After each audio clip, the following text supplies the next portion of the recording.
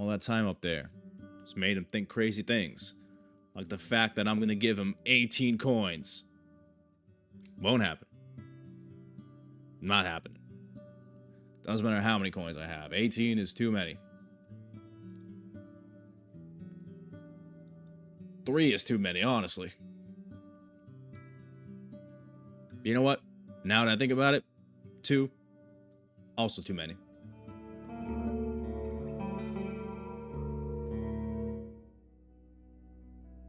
The rain once again hits the ground, interrupting your sleep. Another day of muddy roads.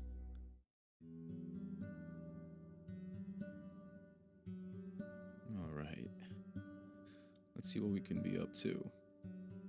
We have 4 dragon coins.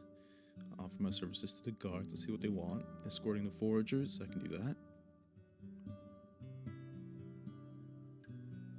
For most of the time, you stay safe, but at one point you find yourself evading a pack of predators and your clothes are now soaked in sweat. That's fantastic. Okay, let's see what's in our journal. What do we have to do? Explore Peninsula, we're doing. New life, we are in it. Find the Roadwarden. Read a more detailed description of Stare around Saurian. It's larger than a horse, dark green, through the edges of its limbs.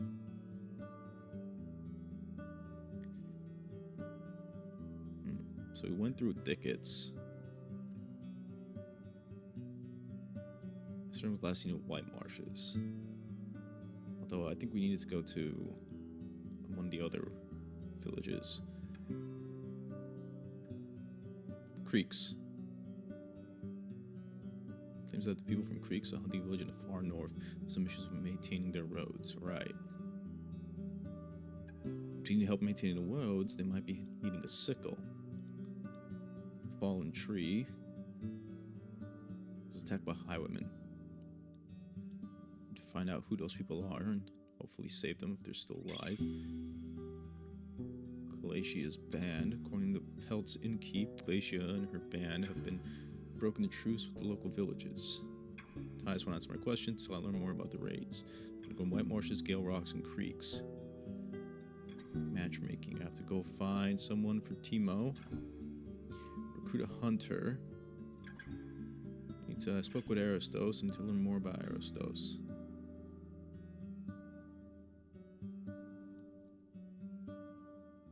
And I'm going to speak with Cassia, who is in Gale Rocks. Ruined village.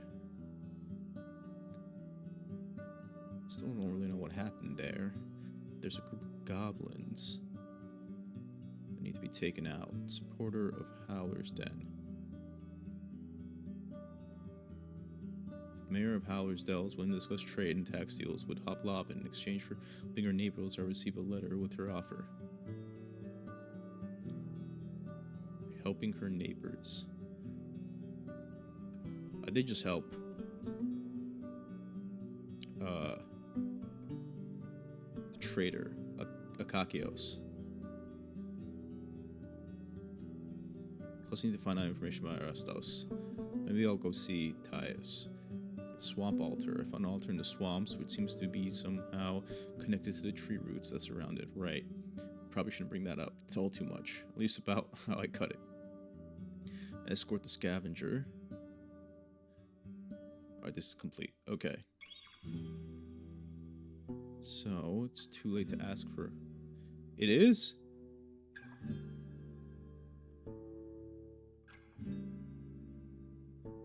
All I did was read my journal. Okay. Kakios. Did you have any issues with Aristos? He wags his long finger. What do you mean? He broke something again? And what now? He wants me to pay back? Tell him to fix it on his own, or grab him, drag him here. Wait for a few moments, not sure if you should ask how many times such a thing happened before. His breath is heavy. Okay, that's not a good sign. How's your daughter? Did the potion work? She's fine. Bought back her first lizard. Oh, no, thanks to me. He exhales. She did not accept my help. A burnt bridge, but I had a chance to talk with her. That's good. I mean, I got my coin, so I don't really care, but That's good for you? He scratches his head. Well, at least now I can heal myself when we get swarmed by the undead, or burns, or goblins, or the Unites, or whatever it is that we're afraid of now. I'm sure the Unites won't swarm you. I hope the Unites won't swarm you. I think for now. Alright, Eric's. Did you have a chance to talk with Aristos lately? His eyes get gentle. Poor kid. Is he in trouble again? You mentioned that someone wants to offer him a job, but the innkeep lets out a sigh and leans against the counter. Maybe that's for the better. Maybe he's been struggling around here. While he's far from eager to share the details, one part in particular catches your attention. That's the thing with bad affection. You see, my wife was clear he ought to stay away from our daughters until both he and they passed 20, but it's easier said than done. Oh. That sounds a little complex. I need more information. I hate to ask Baron about this. This sounds uncomfortable to talk about, but... A few questions about Aristos. She made an odd grimace, trying to smile while expressing confusion. I thought there's much to say. He's just a trapper, not the best one. She's not willing to speak about Aristos with me. Damn. Okay, fine. Helped your neighbors, but whatever.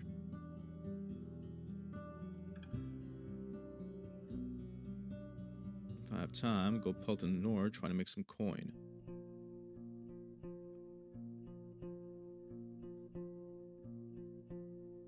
Approach the guards. Axe throwing.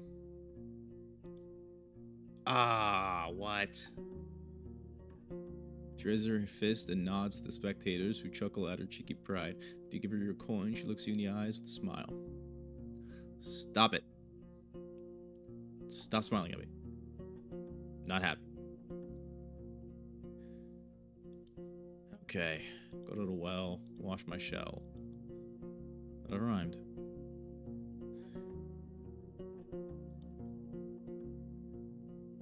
Ruins. See if we caught anything.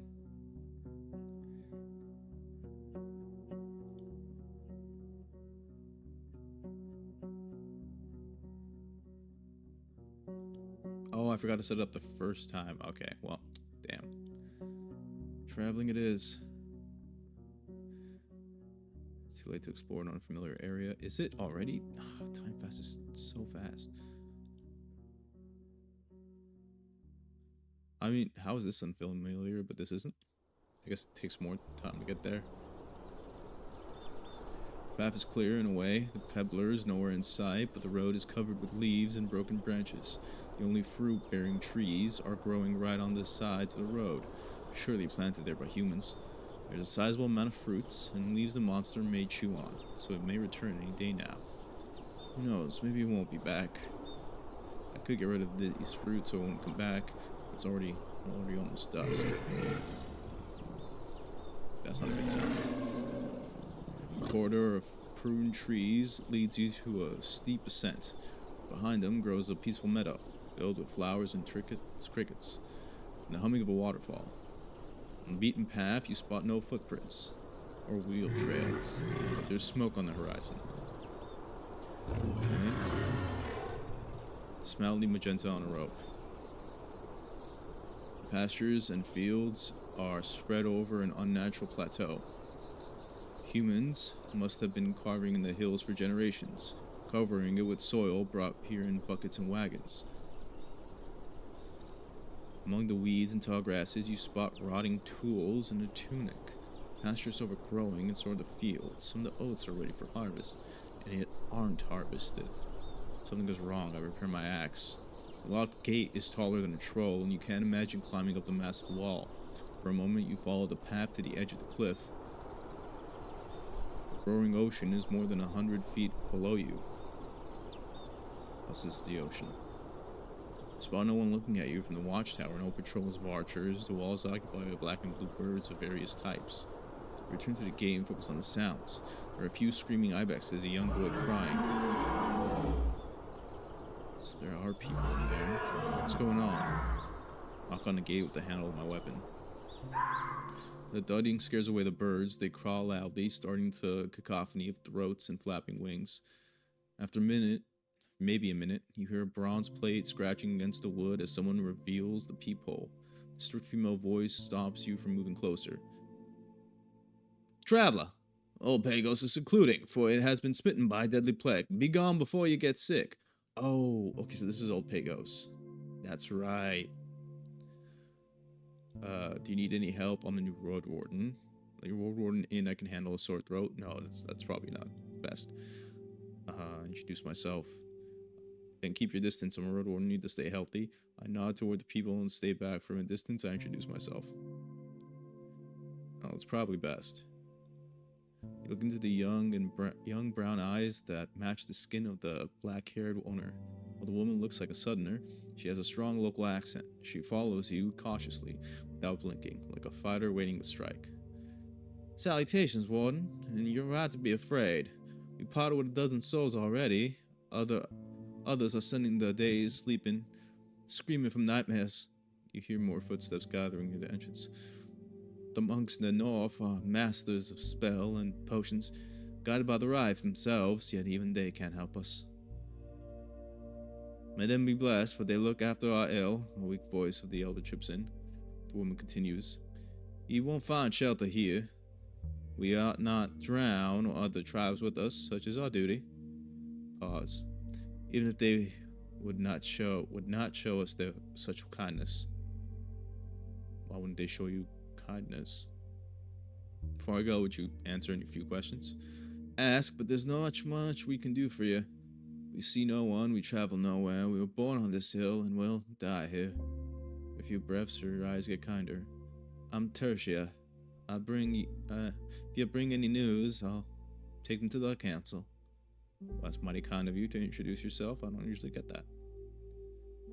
Tell me more about this illness. What does it do?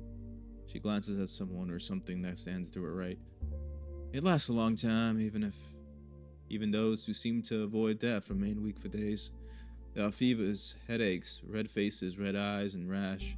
Those whom we had to burn were sleeping and raving, unable to understand us, and got too weak to move or even drink. She looks down. Children and elderly suffer the most. Why don't you harvest your crops? You don't think it can affect them? Even though her cold gaze doesn't break, her voice betrays her pain. Some of our youth refuse to stay behind the walls. They say they need to leave before they fall sick. If we were to let them outside, one of them could refuse to come back. You frown. It wasn't pain that you heard. It's shame. Okay, well, I'm looking for Asterion, the previous Roadwarden. Can't tell anything from her eyes. Isn't he dead? What makes you think that? I'd say that about any traveler disappeared in the wilds. Wards may know their roads, but they're not above humans. Don't you know the saying? Wait 2 days for the lost, 10 for the wounded, 20 for the ill and the mad. You don't wait for more. So you were waiting for him. That's not much of a secret. She looks to her right, then at you again. Head far east to the crossroads. You'll find a watchtower, an old building made of our stone. You notice the pride in her voice, but hardly you since the war. Your friend wanted to turn it into a shelter. Our guards patrolled the roads. He took our key and rode away. He was meant to meet with us again, trade for materials and tools. Never happened. East, huh? East of the crossroads. Is it a building? Find a watchtower, an old building made of our stone. Far east of the crossroads. Oh, you mean past the gate, maybe? They mean past the gate.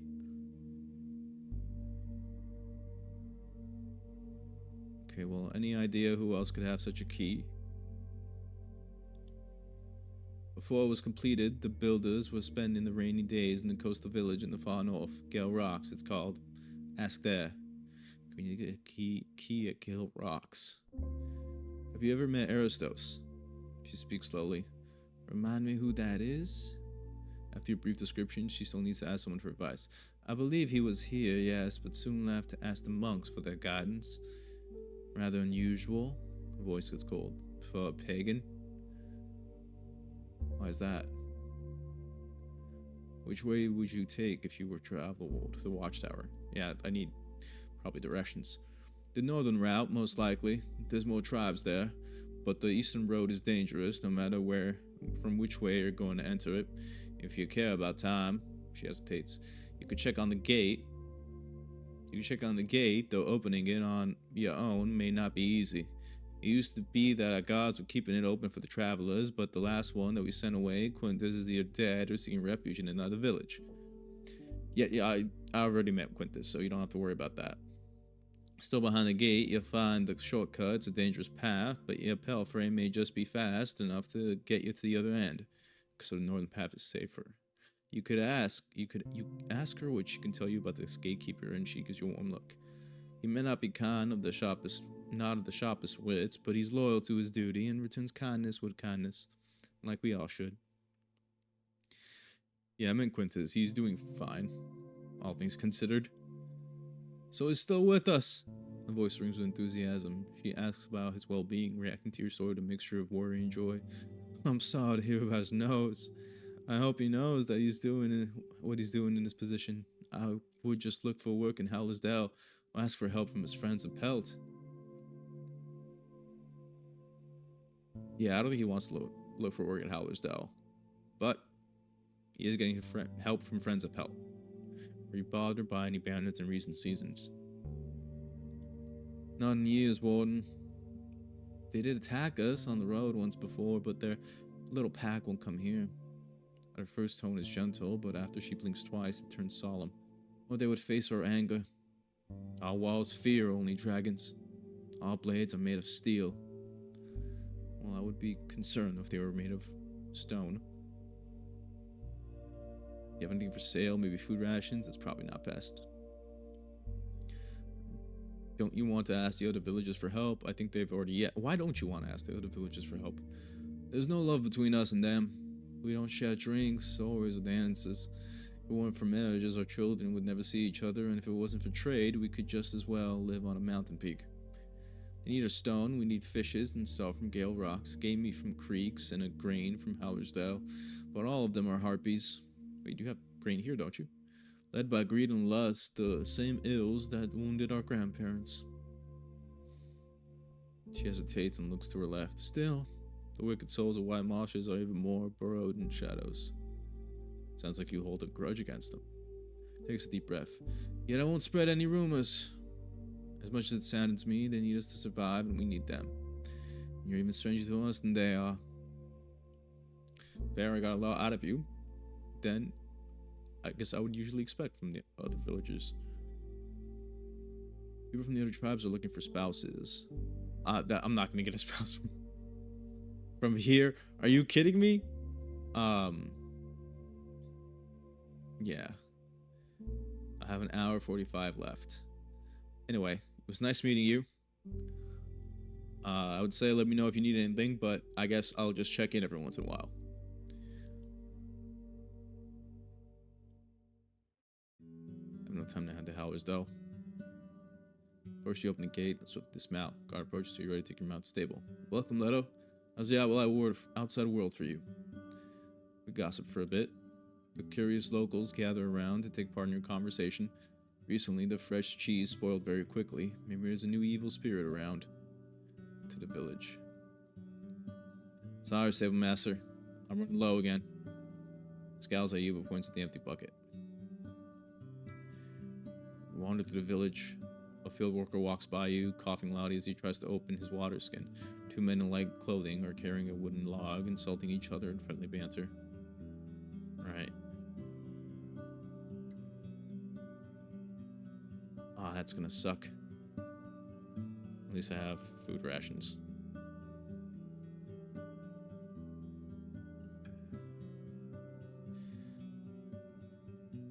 Okay, leave the square, offer my services. Hunting trip.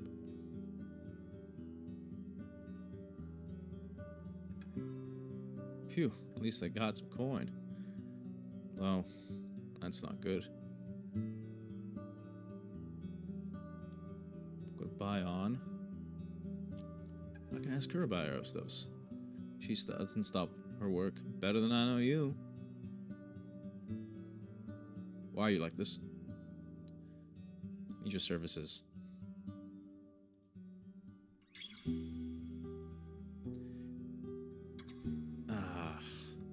Spend 2 more coins. I won't.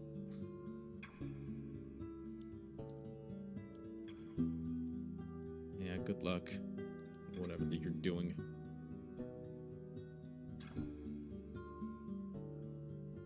Okay. Now we go to Howler's Dell.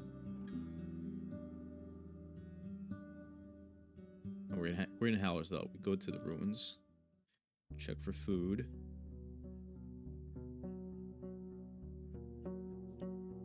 Nope. Then what? Oh, it's because I spent time working. I was like, oh man, time really flew by. Pell to the north. Approach the guards. Axe throwing. Damn, I lost again. Okay, well, wash my shell, step away.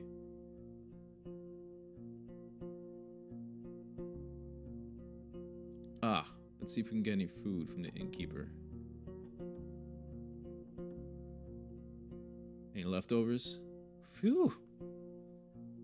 You're lucky. I was planning to give it to the boy. He goes to the stove and in a couple of minutes prepares your meal.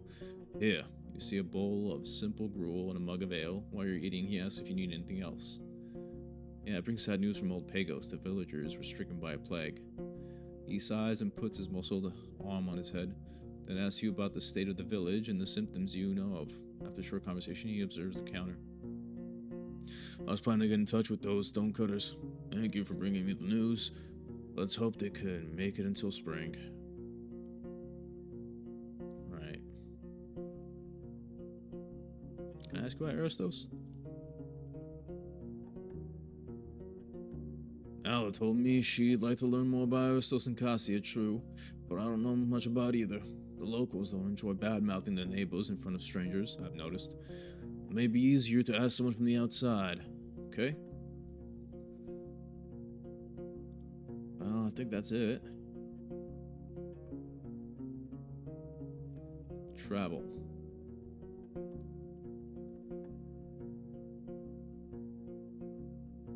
I need to go north. Was it Creek or Gale Rock to get a key? We reached the bottom of the hill, unfortunately. The pebbler's already there. Damn it! Standing in the middle of the road, reaching out to the taller Greek grounds. Facing the fight went in badly. I've turned to the crossroads. Okay, well... it's getting late.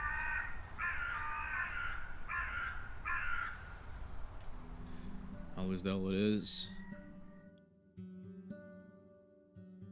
Gossip for a bit. To the village. Don't have money.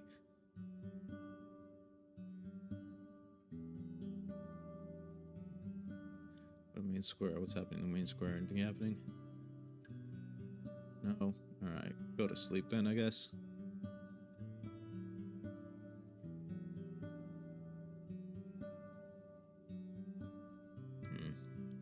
Okay, leave the square. Offer my services.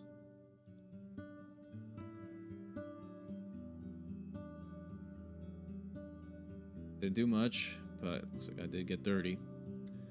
So, traveling again. Ruins. Fish. Empty. Wash myself. Travel. Pell to the north.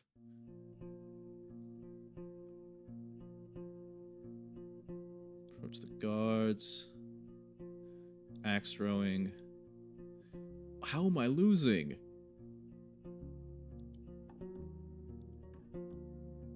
How do you play today? Okay, well. I guess we could try looking there now. Reach the bottom of the hill and the peddler is nowhere in sight. There's some amount of fruits and leaves he may chew on, so it may return any day now. Craves what this place has to offer so much. I should just get rid of the food. It may take me an hour or two, but at least I'll have a snack. Prepare all your tools, especially your thick protective gloves, and tether Magenta to one of the younger trees. It's not an easy task. You spend about an hour cutting down twigs, shaking off the fruits with the thinner branches, picking them by hand, or hitting them with a stick. Your rope helps you stay secure, and the first few minutes of climbing is close enough. It's closer to fun than work, but the longer it takes, the more tired you become. You take a break to eat a bunch of plums and apples. There are not that many juicy or sweet ones left. The beast knew which ones to choose. They're standing on a carpet of browns and greens, with some hints of reds and purples. You drag some of the thicker branches to the side to make riding forward easier, but the earthworms and boars are going to have a feast. Let's hope the peddler is picky enough to ignore all the mess on the ground. You approach the raised drawbridge and observe the face of the mountain. The hooks holding the hourglass are as large as a person, displaying their devotion to the rite proudly. That's a good sign. My kind of people. It looks tremendous, and took tremendous work and labor, no doubt. I wonder who's responsible for polishing it. Temples in the city are even grander. The rustling of leaves carries no songs of birds, shouts of apes, or whines of hunted critters. The river attacks its banks with a fierce roar. You get off your pelfrey. The cave mouths are connected by paths, stairs, and bridges. You don't see any people, but there's smoke coming from one of the entrances, and you hear muffled thuds of a hammer. The gardens are reeded, the buildings firm. The green trees on top of the mountain bear red and brown fruits. 2 rounded sticks are tied with a rope to a nearby rock. You grab them and take a closer look. They're claves. What are these used for? I make a firm few hits and shout about a greeting at anyone who knows up near the building. Ah, I see. So we need to lower the drawbridge, right? I play a tune from a silly counting out rhyme. I make a few firm hits and wait patiently. Keep hitting them until someone lowers the bridge. I hit them just 3 times, not too loud. No, I would. Yeah, how about a shout a greeting as well? The echo of your hits cut through the swashing stream. After a few minutes, 2 of the figures leave a cave mouth at the top of the mountain, give you a long look from the edge of the cliff, then walk down the path with caution. They're in the cave.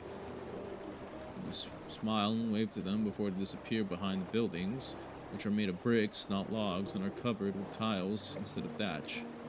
Little by little, the bridge gets closer, and then it hits the grass gently. A taller figure, now covered with shadows, invites you with a gesture.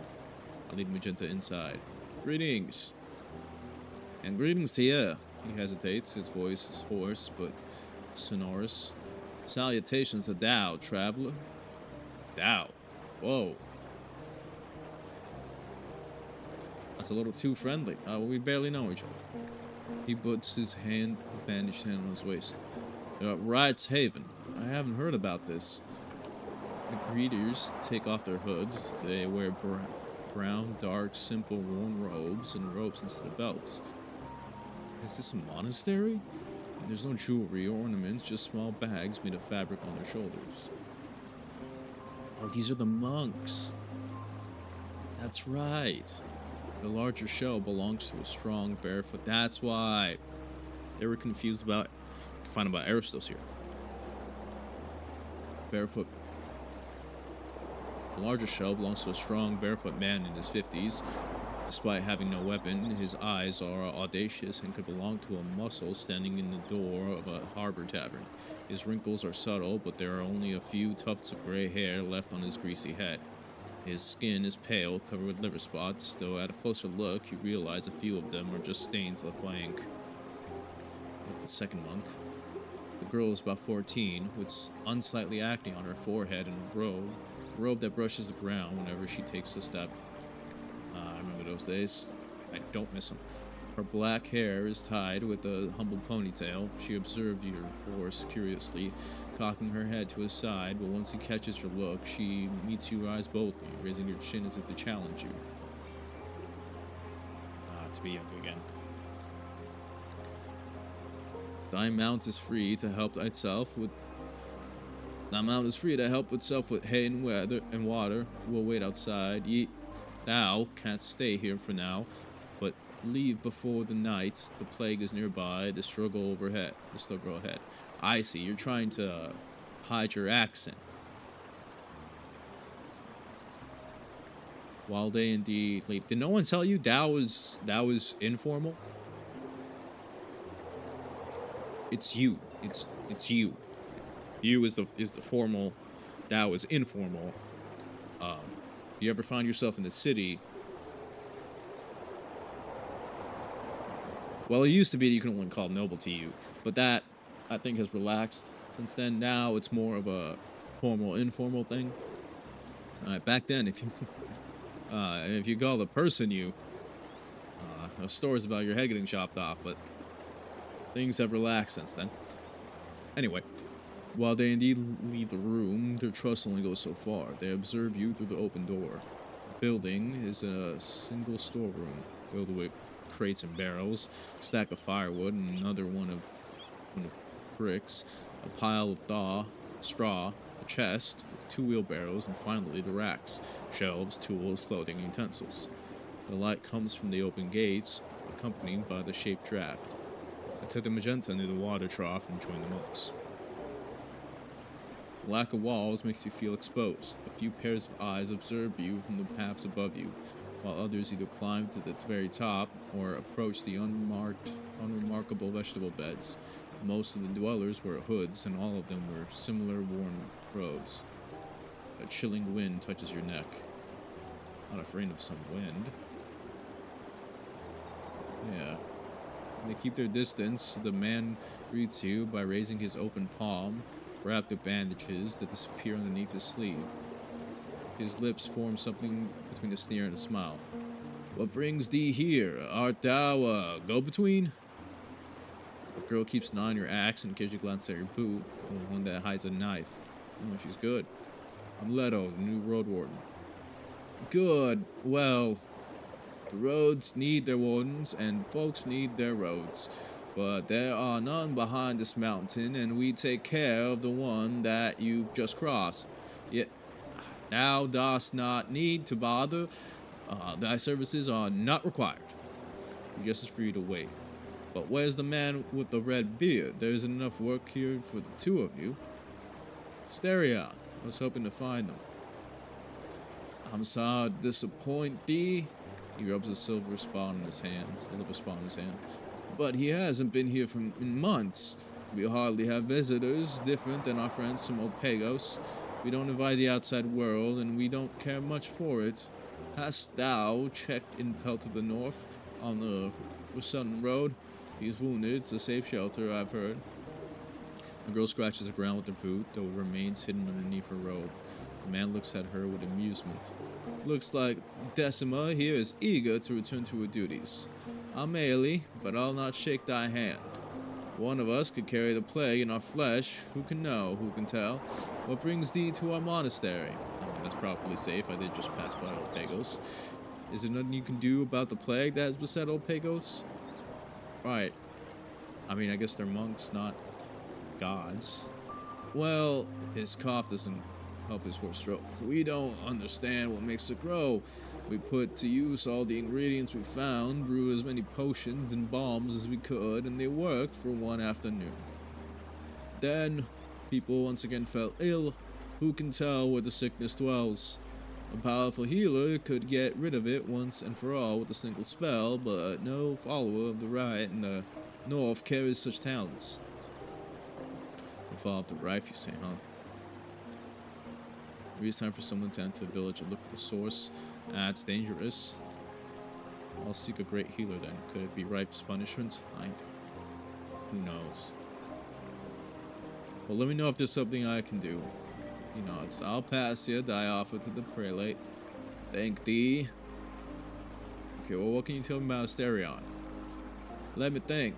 He looks at the sky and clenches his fist around the strap of his bag. The first time he was here, we asked him to find us some iron and Gale rocks. The second time, he did bring us a few scraps, but was wounded. A piece of flesh bitten away from his thigh. Said that a 100-legged worm had caught him off guard in the meadow. Instead of his pay, we offered him a potion. Wow, how much were you paying? I can get you stuff for that same for a potion. Are you kidding me? Tell me about Gale rocks. Anything noteworthy with the iron delivered? Oh, yes. Scavenged from furniture, a few of them were rusty. Who knows where he bought them? We melted them for nails. Okay, what can you tell me about Gale rocks? He hesitates, but finally nods. Just some seaweed eaters. Their soil is barren, but the strongest of them spend their days on the boats, among the sharp rocks. Those who can't hunt or fish boil water to make salt. They trade with other villages, more than anyone in the peninsula, for crops, wood, and meat, he snorts.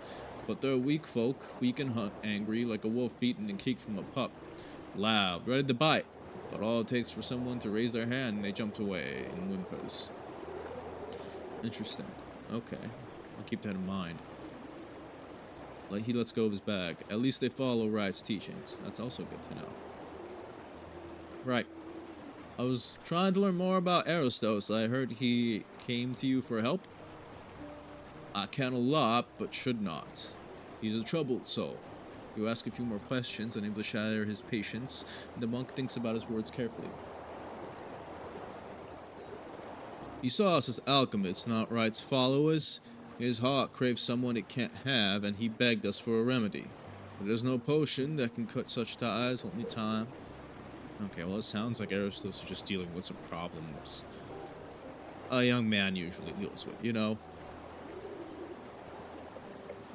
I've been there. I've struggled there. Doesn't mean you can't perform well on a hunt. You mentioned Arostos sounds like a determined young man, and he scoffs. More like a child who thinks the day they're touching is the only one that will ever come. Well, again, sure you can remember those days? Well, you might not be able to. But considering you got a young monk there, those days are not far from you dealing with them. Do you know anything interesting about the path leading through the heart of the woods? I'm guessing this is the one with the gate? I used to, but like all places that belongs to beasts, it shifts every year. The only reason why it still has trails at all is that creatures use our roads as their own game trails. Only a dimwit would try to cross it now. After you ask him if he knows any such person, he takes a deep breath. Well, last I heard, Quintus, the gatekeeper from Old Pagos, is missing or dead. He's a brute and an idiot. Can't understand jokes, can't stand weaklings. If ye, thou ever meet him, just smile and let him speak as much as he needs to shut up. I have met him. He's not that bad. I'm trying to learn more about the local bandits. Then ask in the villages. He looks at the wooden entrance hall behind you. No group is going to bother us, for they've got no understanding of our new and potions. Right, so... You need any help? I'm looking for a job. I can try and find you iron. Puts his hands together and repeatedly taps his fingers. After a few breaths, he straightens up. No. Well, simple. Can you ask you some questions about the monastery? Can I ask you some questions about the monastery? And what could those be? Does this place have a name, or is it just a monastery? No, I think they called it... I forgot what they called it. Depends on who thou ask. It's the largest temple on this side of Hag Hills, and the only one beside the sacred cave in Gale Rocks. He points at the huge hourglass. Is it Rife's Summit, or the Temple of Old Pagos, or High Caves, like they used to be for my nana? He rests his thumbs behind the rope of his waist. The tribes come and go, the names shift. For now, we all know what we mean by the monastery. Interesting thought. What can you tell me about your order? How does one describe the air they swallow, the water they draw each day? His contemptuous yet playful smile makes it clear he doesn't seek your answer. I can tell thee it's not old, but older than thou, and that its monks work and pray, but it's not a place nor a congregation. Words don't reflect our purpose, for human tongue is meager and stupid, and so are our ears. He straightens up and puts on a more serious tone. We look for knowledge. Knowledge we've not uncovered. Knowing will not uncover the truth. We study herbs, mushrooms, rocks, and winds. Old Pagos feeds us, and we take care of its orphans. Glances at Decima. Heals its sick, write down its stories. We silence our thoughts, fix our wrongdoings, seek peace and understanding. I've seen and touched stuff I can't even name, and they were delightful. And I'll find no difference between what I do to keep my shell alive and or to fulfill the right's will.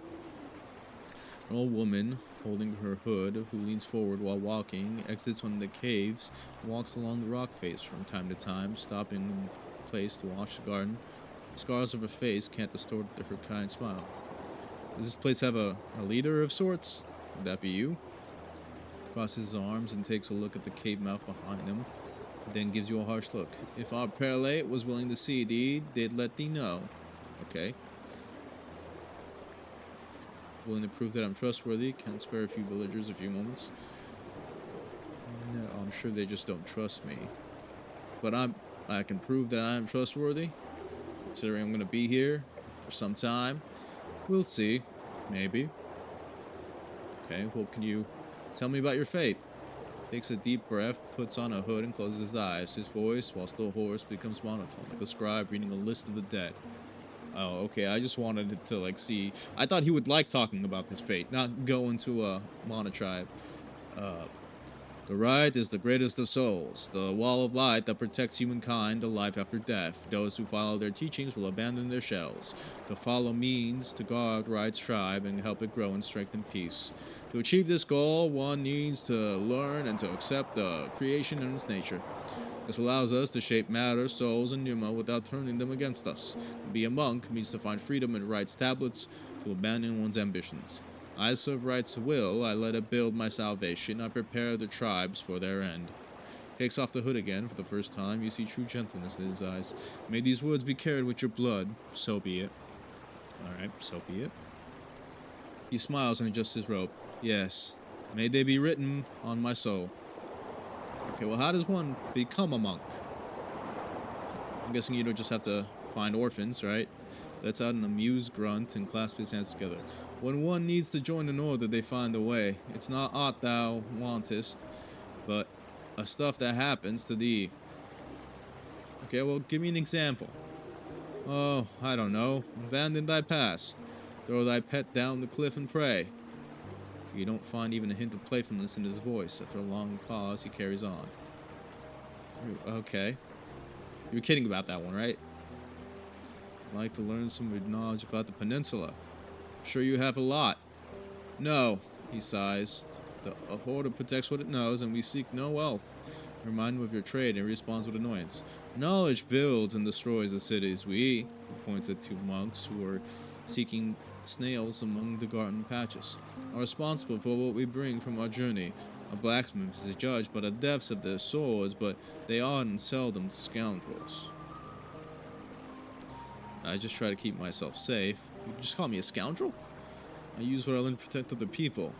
Were you never tempted to do something great with your knowledge? You believe that there's freedom and peace in understanding the world. It seems strange that you wouldn't share what you know with other people. Oh, that might be a little contemptuous. So does the order keep everything it learns to itself? You believe that there's freedom and peace in understanding the world. It seems strange you wouldn't share you with other people. You never tempted to do something great with your knowledge? Here's what I learned to protect other people. Yeah, let's be practical here. If I want to get any information out of him, it's better I not antagonize him. And thou thinkest our books and studies are going to help thee? Just keep thy shell healthy, take care of thy pet, listen to elders. Okay. Are you supposed to be that elder? Doesn't trust me enough to give me a job, at least for now. Why can't I spend a night here? No, I'm sure to say something with the plague. What do you know about the necromancers in the north? Ooh, that'd be a good one. I'm sure they don't like them. He rubs the liver spots on his forehead with a bandaged hand, looking with one eye at his short companion. This and that. Oh, come on. I heard I could find them in the northwest. He nods. Head back to the crossroads, then north, then right into the bogs.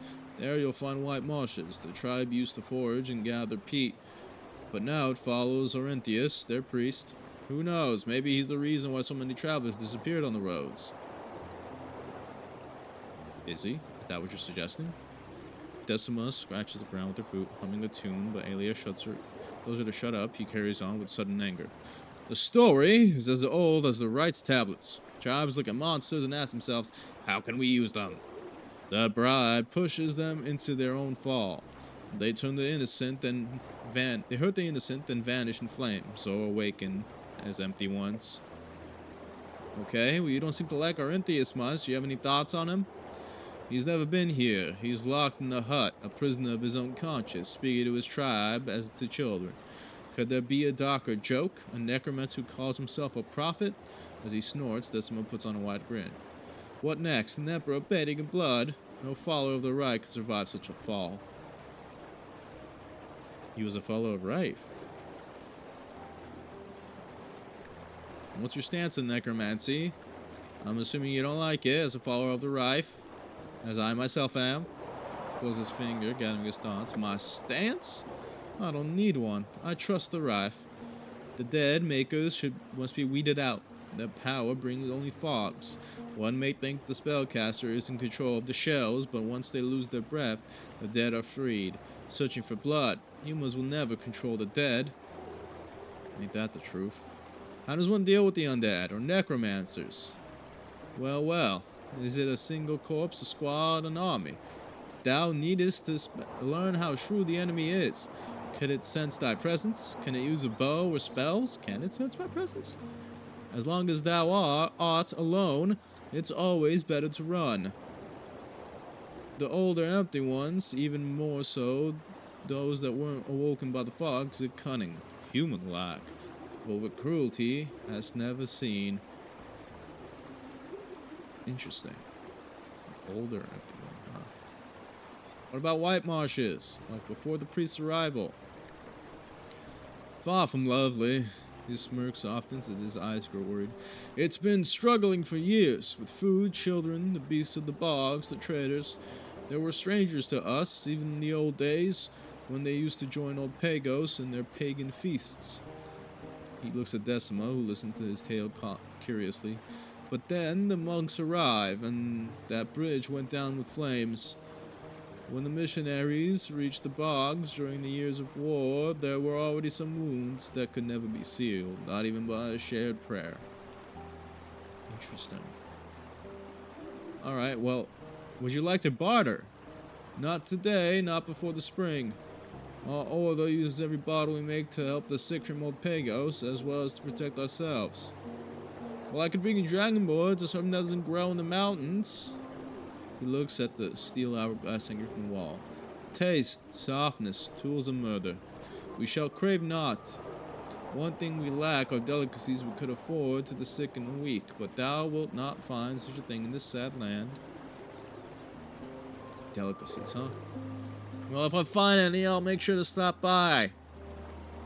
Keep me in mind.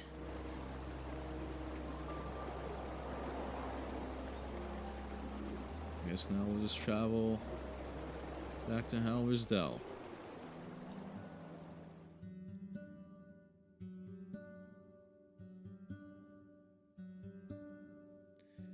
Alright, head to the stables.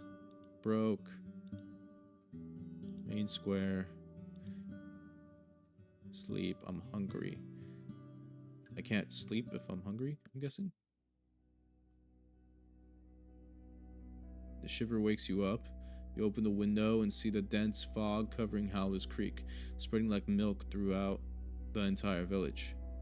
You hear a music choral coming from the main square and spot the dancing light of torches and lanterns, yet the village remains calm and asleep. Stay inside, hoping there are no curses carried by the fog.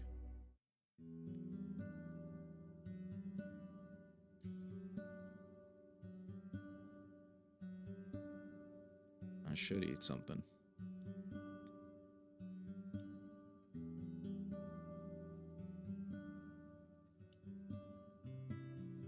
Yeah, I'll offer my services.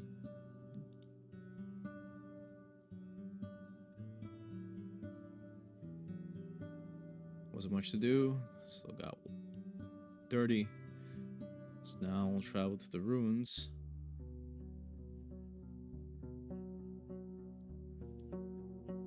I caught 3 fish. Guess up the fish trim again. Wash myself.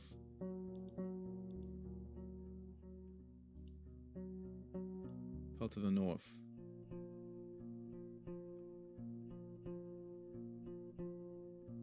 The yard is stained with coughed up blood. The trail leading into the building. The hunters are tense, with weapons at hand, looking at you as if you're bringing them answers. You're approached by Dalit. You heard? Lieutenant from Hag Hills fled from her camp. She would be dead without our potions. Lieutenant from Hag Hills?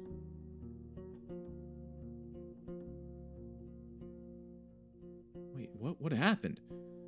A troll. There's a hint of shame in her voice. She says she stopped it, but not before it tore the other soldiers to pieces. Better speak with her. No. The innkeep greets you with a nod, then his eyes lead you to the bench in the corner. Tulia is sitting with her head resting against the wall, breathing heavily, with clean bandages on her neck, arm, and leg. Next to her are 3 small bottles, all of them open, but her nose catches no scent of ale. Potions. Her gambeson is on the floor, now more of a rag than armor. As you sit down next to her on a stool, she opens one eye, then another. Her grunt is hesitant.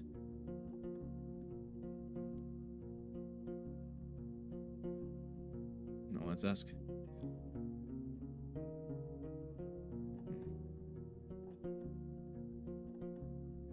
Tell me about the attack.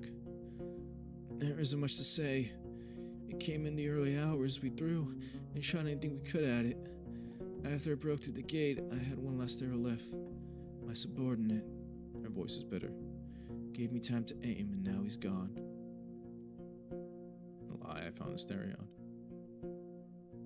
Well, I don't know if she's dying yet. That's not really a lie I want to tell. So when it's over, we should travel back. Soon travel back to the city.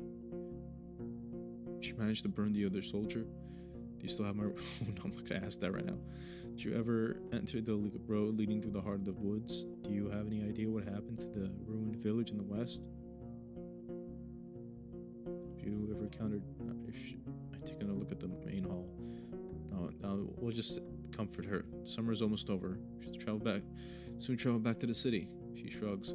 Well, if any city rat is going to criticize me for getting out of here before the end of my watch, they can jump into the sea for all I care. I can head back whenever. Okay, well, okay, I'm not heading back. The other soldier. She managed to burn him. Sorrow in her eyes makes the shake of her head redundant. I'll go handle it.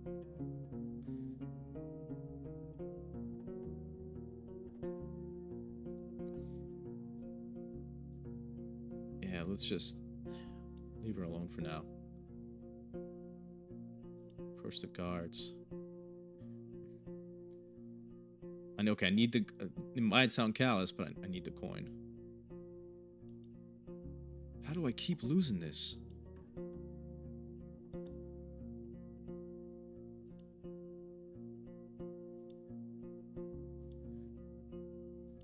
And what is this? Wild plants. Not very filling. Let's enter the inn. Go to the innkeeper. Any leftovers? Ooh. Okay, I have more fish to sell. I think I have an extra fish.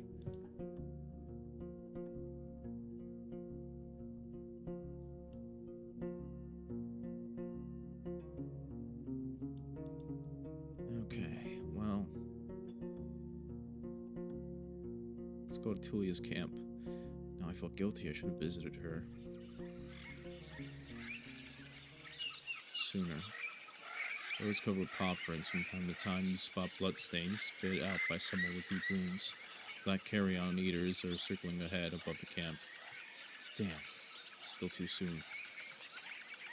You don't reach the walls. The carcass is serving as a feast to birds and dragonlings, a few of which are resting on the ground, waiting for the next wave of hunger.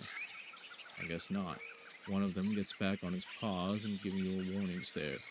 The path the trolls charge is marked with broken arrows and pools of blood.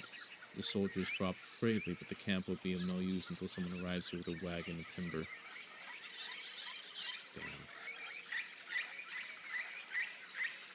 Here I want him to burn it.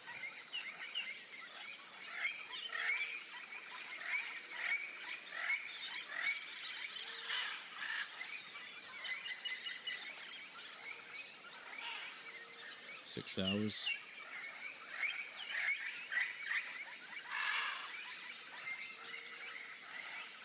White marshes, I think, is this way. So towards the heart. It'd be dangerous to go that way.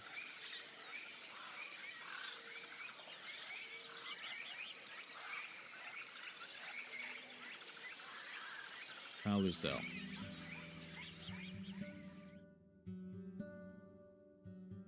Gossip with the guards, enter the village, too broke, fill the trough, go to the main square. Eric's, another fish to sell, take one. Thanks.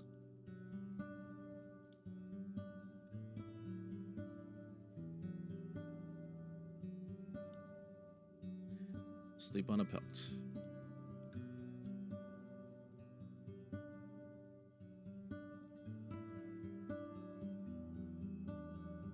Alright. Inventory. I would say let's eat one, but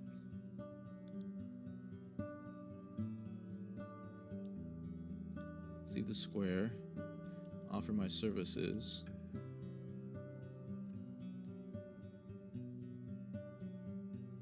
Okay.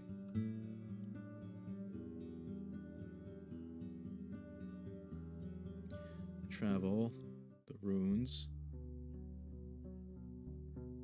fish trap, empty, wash myself, go to Pelt of the North, approach the guards, see if we can play some dice. Damn.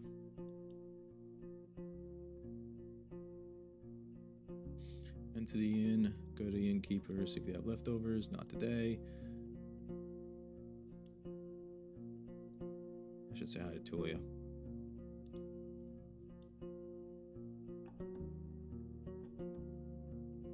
Yeah, I've been to your camp, it's as good as gone. Explain the broken entrance is in worse shape than she remembers, and that scavengers are going to have a feast for a few days. It's not, if not more. She rubs the top of her head with her entire palm, glancing at two hunters who just entered the room. No longer my problem, she says to herself, but then meets her eyes and lets out a sorrowful chuckle. Quite a monster we knocked down, wasn't it? Yeah, it was. Oh, my reward. I might be a little too soon to ask you this, but with a brief scowl, she looks down and shakes her head, snickering weakly. I knew you would ask me that. Yeah, it's all there. I took everything of value with me.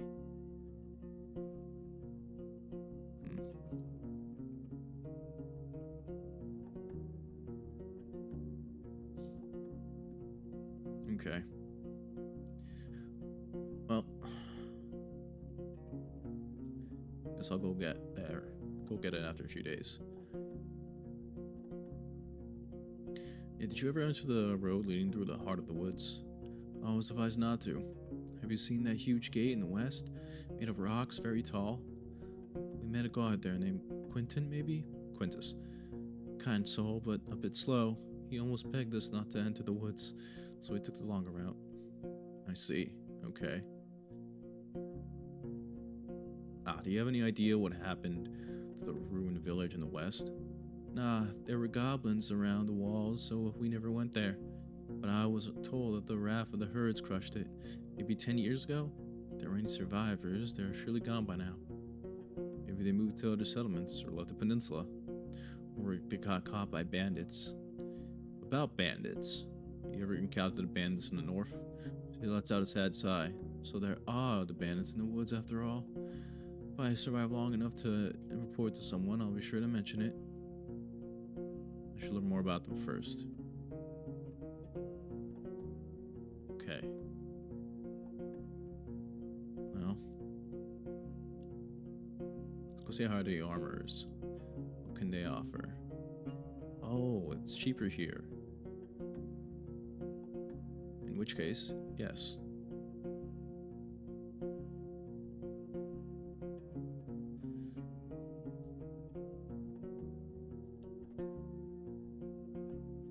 Okay, well.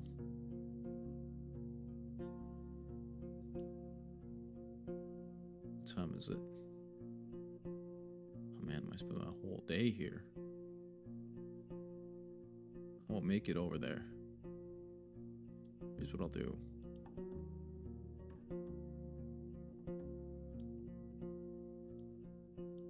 Get my nourishment to 1. Then we can travel, and we can try making a push here. As long as you ride uphill, the forest is sparse. Soon after, the tree roots tear the path apart. The road is coated with branches, acorns, leaves, and chestnuts, and some seedlings have already broken through the pitted surface of the road. If left undisturbed for another year or two, the forest will reclaim this place. Finally, you ride upward again. The plants are getting smaller, the road more rocky. I sigh with relief. The hills are full of life. You don't hear anything from the watchtower. Is this the watchtower they mentioned? Its upper levels lack a wooden platform from which the guards could fire their crossbows or drop stones on the opponents below. So this place was not meant to be used in combat, but rather as a shelter from claws and fangs. Such structures can be found in especially untamed parts of the Dragon Woods, usually occasionally by travelers or patrolling squads. Since the end of the war, the cities can't find enough people and dragon bows to keep them in good shape. You see no footsteps, no lights, no fresh trash or a latrine. The birds are preening with their feathers on top of the tower, while the branches of nearby trees are swaying in the forest in the fierce cold wind. I look for tracks I saw near the fallen tree. Tracks? Fallen tree. Oh, that's right. Let's see if they went through here. Tracks lead here to a narrow gate, then west. The hard heels are especially noticeable.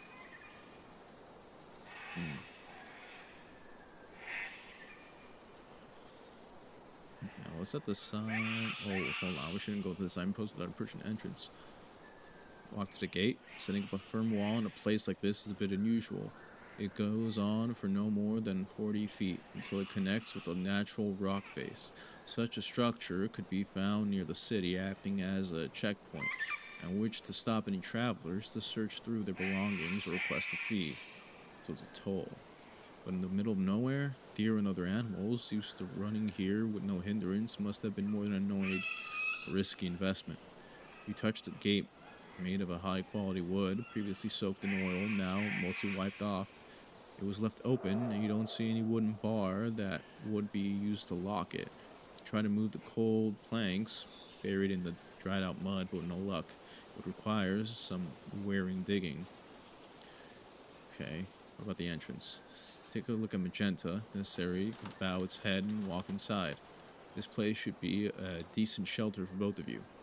The planks are strong, heavy, well protected from rain and wind, and when you knock, they seem to be thick. While the door shakes at your push, it won't open.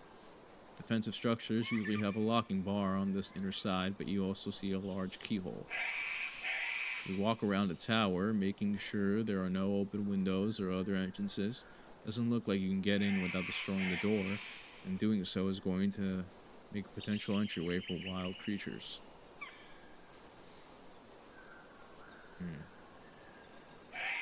It's a toll. I don't understand why people wouldn't just go around. Look through the keyhole. You kneel down, take a peek. There's nothing in the hole, but the room is dark. Tiny bits of light passing through the crevices of the windows. You see the shapes of wooden furniture, like tables, casks, and a ladder. But only the movement you notice belongs to the dust dancing in the sunbeams. Okay, well, I'm not going to break it down. I know I can get the key from another village. Maybe there's something interesting among the spruce trees. It must be a human-made corpse. Only the smallest of the spruces are out of order, born of wild seeds. The largest trees are as tall as the tower itself, which surely doesn't help those who were meant to observe their surroundings. There are also some stumps, most of which were belong to young used to belong to young saplings. These trees were likely to be sold to carpenters and coopers, but they were left alone many years ago. In the copse, you find wild fennel and lettuce, thriving in shadows, and there are pears and berries growing among nearby trees and shrubs. Picking the fruits and vegetables should be easy on an open hill. Spend half an hour foraging. Vegeta gazes at the fence while you cross the short meadows, seeking edible leaves of fennel, sorrel, and lettuce that hide in the shadow of spruce trees, forcing you to get on your knees and push the branches away. After some time, with needles in your hood and sleeves, you carry the vegetables to the gate, washing them with your water skin and spreading them on a blanket, allowing them to dry up. As you pick the very few remaining pears and berries, you notice a wild tree hollow. You take a look inside and find a stash of acorns and chestnuts, but also hazelnuts and walnuts. Sweet, more food for me. I'm definitely taking the fruit. You pick out enough of the stomach-friendly nuts to satiate a day, long hunger, or of even a portly man. Oh no. Need to seek shelter.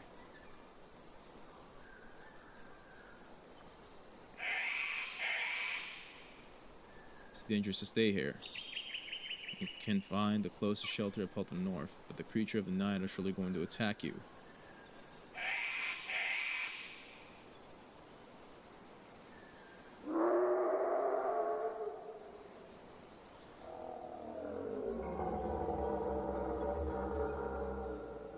Damn.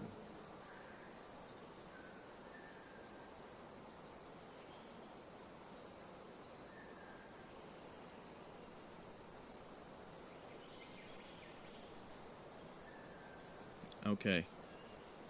I don't have a key, but I have an axe. Start chopping the door in the spot where two planks are connected to one another. It takes a bit of time and some precision, especially as you struggle to find the right angle to take a swing. Finally, the wood cracks. When you push it, it lets out the dizzying creaking of rusting hinges. An empty table stands in the middle of a large, round room filled with dusty furniture. Without the open door, you struggle to see anything. You wait to be sure that nothing tries to jump on you, and you finally hide your weapon. Remember to sharpen it later on. The first thing you notice is that the room isn't high, and just like the window suggested. There's the second floor above it. The scent sparks an image of a cellar, humid but without much mustiness. Tree stumps used as stools surround a round table in the center, now covered in dust. The shelves are empty with no tools left behind, and you see a couple of dishes laying in various spots, empty, sticky. The bugs are crawling both on the furniture and near the walls, spiders, roaches, worms. You think about taking a look into one of the casks, but the smell coming from it makes you change your plans. Then you climb up the ladder. The view there is much different. The floor is covered with pieces of trash, dirty furniture, and sleeping pallets, which are moist, smelly, and full of wiggling and chirping creatures. I don't care about some bugs. I just need to ignore them. It gives me shivers and try not to look at them. There's just bugs, whatever. Climb down. Magenta, standing as far as away from the dark exit as possible, afraid of what may come inside. You approach the windows, each one locked with two heavy wooden bars. Opening them would not be a problem, but knocking them down from the outside would be an easy task. You sigh with relief. It's a safe place. Okay, well, following the clue from old Pagos, look for anything Esturion could have left behind. Found the wax tablet. You start to move around in all sorts of furniture, light and heavy. Among various pieces of garbage that you may have to push aside, you find something unusual in the shape between one of the pallets and the wall. Old molding wax tablet. There are some writings inside of it. Other than that, the place seems to be empty unless you count broken pottery and wrecked clothes. Okay, so you use this wax tablet to take notes, I'm guessing. For now, I hide it in my bag and put everything back in its place. Time to wash my hands. At the ground floor of the watchtower, dozens of little creatures run away from the new source of light. I have anything that helped me get rid of these bugs. It's too late for me to go outside, so I guess we're sleeping in here. The pallet is buggy and far from fresh, but with your cape on, it's going to be soft. The thick walls protect you from the winds and monsters, but you have to barricade the entrance with a pile of furniture. The scratching from the lower floor wakes you up. You get out of the blanket and look down the platter. The main door shakes, just in case.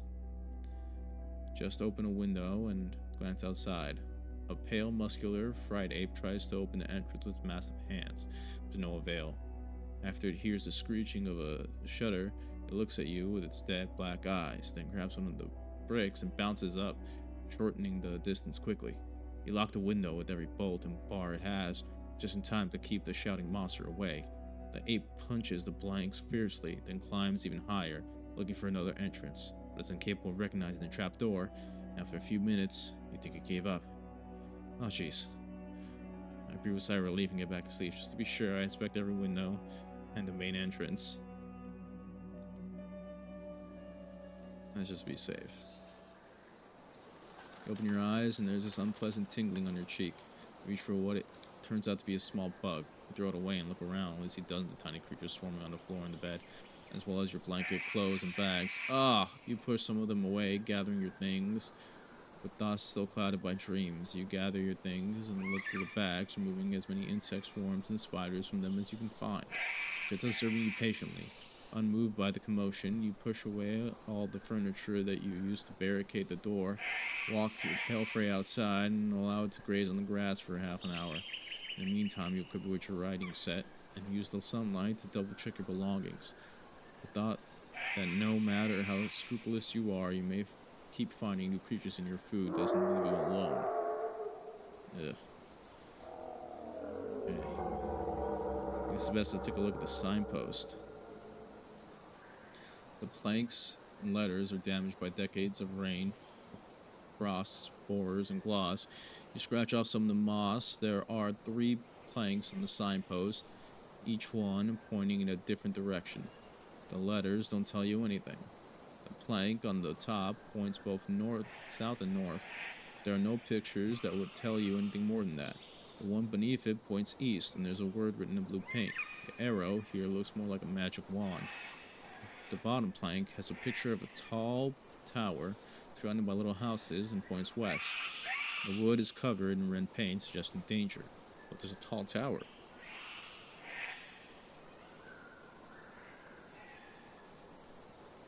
The arrow looks like a magic wand? Where's it pointing? It points east. East.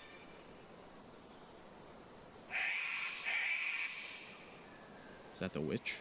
Might be the witch. What about the campfire spot at the fence? Over here. You see a shattered bowl, the remains of a meal from many years ago. However, the firewood and the lonely stool are not too old. I don't doubt that the watchtower seems less threatening to wayfarers than the wilderness around it, even when it's locked.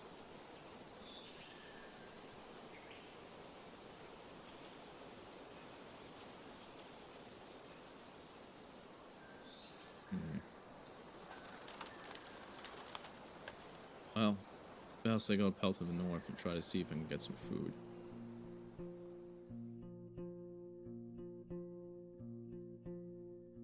Approach the guards, see if I can't win some coin. Nope. Enter the inn, go to the innkeeper. Any leftovers?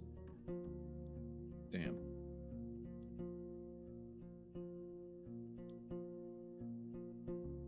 I feel like if I go to Howler's Dell,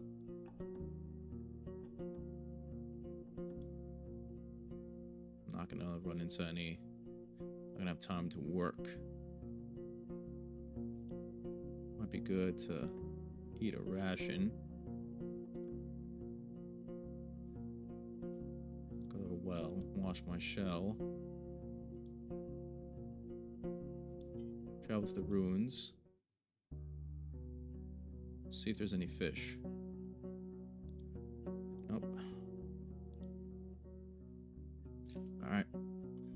Let's push north. Let's go with the top one. Leave the wetlands behind. The pebbled road runs through the hillside with tall grasses and rocks above you and dark, lush forest below. Chunks of this path were shaped by human tools, who knows how many centuries ago. To widen it, the builders dug through the uneven boulders and used rocks and logs to fill up the cavities with thousands of rocks, each one smaller than your fist. While you may have a good view of what's happening between the trees on your right, the brushes and shrubs grow so densely between them that you can't imagine entering those woods on your own. Farther south, there are plumes of smoke. Settlement, most likely, which is good for me. On top of the hill, you reach a stone wall. Quiet place with no smoke coming from behind it. You look inside and see the glimpse of a peaceful ruin. While the main road is beaten and easy for hooves to trod, the destroyed gate and the remains of the front yard have almost been reclaimed by the short grasses. You seek any suspicious movement, but the place seems to be free of inhabitants, larger than a falcon. The air is fresh and the wind shakes the tree crowns gently. This might be some shelter. To the yard, the hamlet could be a hunter's shelter, a military outpost, or a storehouse for traders. You spot no fresh human trails. The damaged door and gates are years old, soggy and moldy, and judging by the squirrels, birds, and animal feces you see in the grass, this place is but a part of the wilderness. The roof collapsed only a few years back, turning into food from mushrooms. The outer wall looks like generations old, but it used to be maintained. Some of its materials came from different times and areas. Okay. Behind the building. The chaos sparks right after you approach the tree stump. The dusk fox's growls sound like a mix of noxious bird and infant. One of the animals, standing only a few feet away from you, is jumping and showcasing its tiny sharp teeth and a raccoon-like black mask on its little hand. The animal, with its thick brownish-gray fur, seems more stout than any red fox. The second loud creature jumps onto a table, maybe of a half-trunk. Unlike the first one, it has a brighter golden fur. It bends one of its forelegs, observing you with its dark eyes, not furious nor scared, rather sad and protective. Its growl turns into a miserable whine. The beasts are not even waist-high, but their number may be an issue. There's yet another sound coming from behind you, and even more from the bushes nearby. No time to wait. I kick one of them as quickly as I can, to block their charge. I raise my hands and prepare myself to strike back. No, they might be waiting for my attack.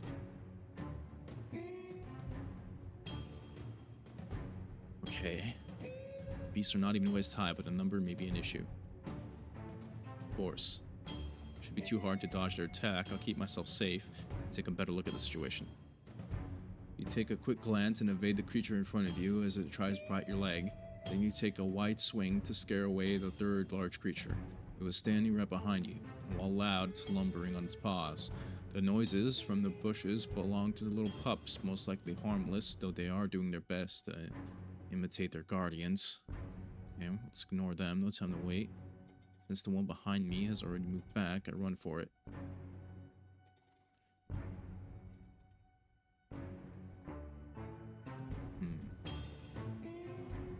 So there's one behind me. They've moved back. Maybe I can get behind them. Pass the weaker fox and run towards your belongings, encouraging the beast to chase you all the way to the gate as they growl with determination. For now, they stand a shelter, filled with pride. No, I need to get rid of these creatures. But at least now they're all up in front of me. My axe is enough. Your axe in hand, you enter the hamlet. The dusk foxes react right away, seeking new opportune positions as they try to keep you in the front yard. The lumbering beast is running to your right, clinging to the wall, hoping to repeat its attack from behind. The golden one jumps on the tree stump, growling at you as it lowers its head. The last one, which seems to be the bravest, remains in a constant movement, pretending to attack you then moving back. Pups stay far behind, relying on their protectors. Oh, they're smart. I have to be faster than they are and trust my blade. I take the initiative, keep moving, cut whenever I have a chance. I need to use all my strength. I'll let them get close, ready to cut only a few times. A few times, but for good. I need to rely on my gambeson. No, I'll let them come close. Brave fox is nimble, but your precise, powerful swing is quick enough to land. The whining beast move away, leaving a trail of blood behind it. The weakest creature approaches your leg when you're getting hit by the golden critter, clinging to your armored shoulder with its claws and reaching for your neck. You're conscious enough to grab it and throw it away, making it hit the wall with an unpleasant thud. Your blood remains cold. The pain scares away the two stronger foxes, and the third one is unwilling to attack you without assistance. You raise your blade, and they wait no longer. The stronger two runs for their pups, grab them by the necks, and keeping their distance, carry them to the hole in the wall near the bare tree. They get through it with confident jumps. Before the lumbering one disappears into the wilderness, he gives the pack shelter one last glance. Alright. My gentle scratching its side as the tree unbothered by the surroundings. Well, aren't you peaceful? Alright, I still got some time. Look around. Gate. There's a lot of timber outside the building. They were destroyed by time, with no effort put into sustaining them with tar or oil, now soggy and slowly consumed by the worms and fungi they are beyond restoration. What about the hole in the wall? If you don't find it, okay, well, wall? The outer wall looks generations old, but it used to be maintained. Some of its materials came from different times and areas. Having no parapet walk or a tower, it was meant to interfere with the roaming path of the wild creatures. Offers no real value in combat. Okay, what about tree? The trees, especially the one that grew into the wall, visibly struggled to survive in the local soil, but still serve as a shelter for birds and squirrels. You know its claw marks on the trunks, but you don't think they belong to the dusk foxes. They are way too large. If humans were to return to this place, it may take some time before the beast realizes this place is inhabited. Okay.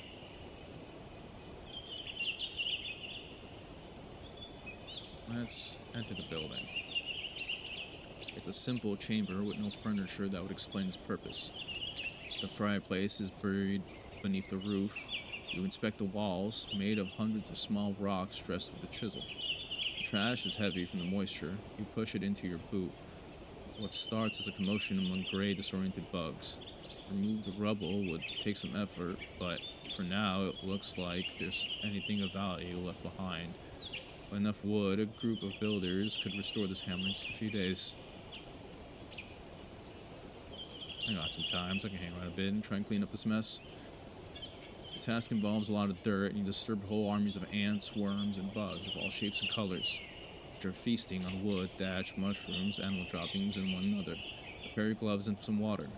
You throw smaller pieces of the roof over the wall, and pull the larger ones through the main entrance. After an hour or so, you saw all there is to be found. The wood is beyond usage, but there are also no unpleasant surprises covered in dirt. Necessary, it would be easy to work with the remnants. There were some scraps of bones, cloth, and leather among the rubble, as well as a broken club, but the only thing of value found are 2 dragon bones dropped by someone on the wall. Well, that's pretty good. I watched the coins and put them in my pouch. Magenta's trying to tap, but it gets interrupted by a bird that tries to rest on top of its saddle. I can't use this place as shelter?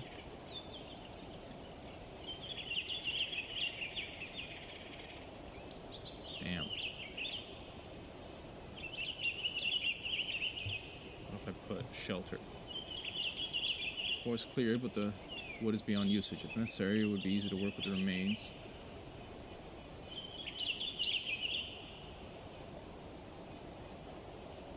The outer wall protect carpenters, so I need to come back here with carpenters.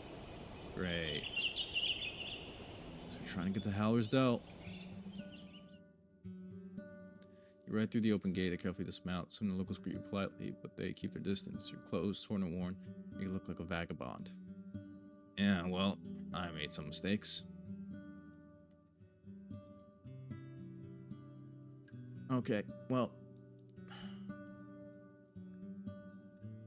probably should have came back here when I could.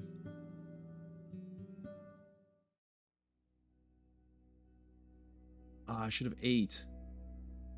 Rain once again hits the ground, interrupting your sleep.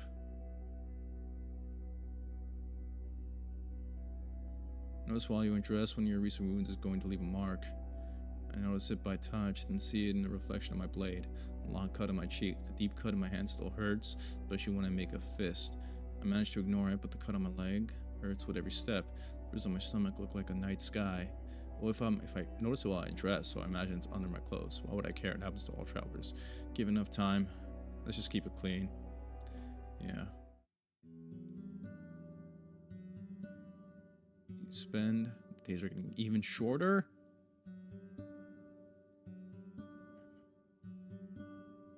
Okay, well, I need to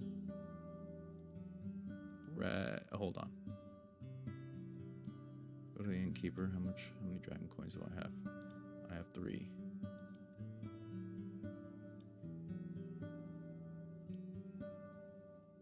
Alright, bath and dinner would be nice.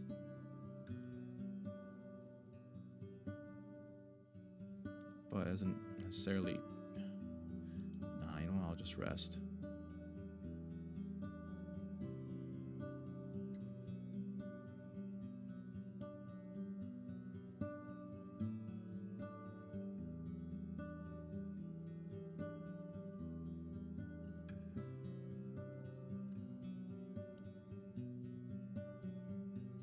I guess I'll sleep normally.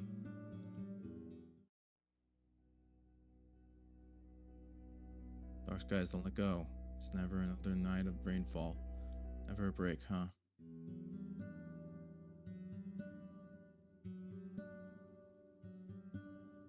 Now I'm just resting until I feel better. Now I need... Oh, damn it.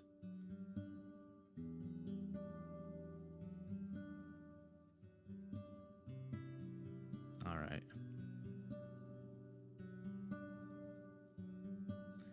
It's been a lazy day. Now all I can do is sleep.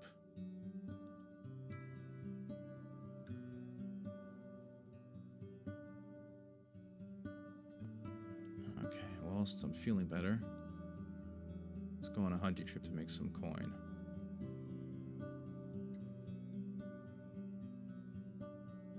Great. Faced a few difficulties.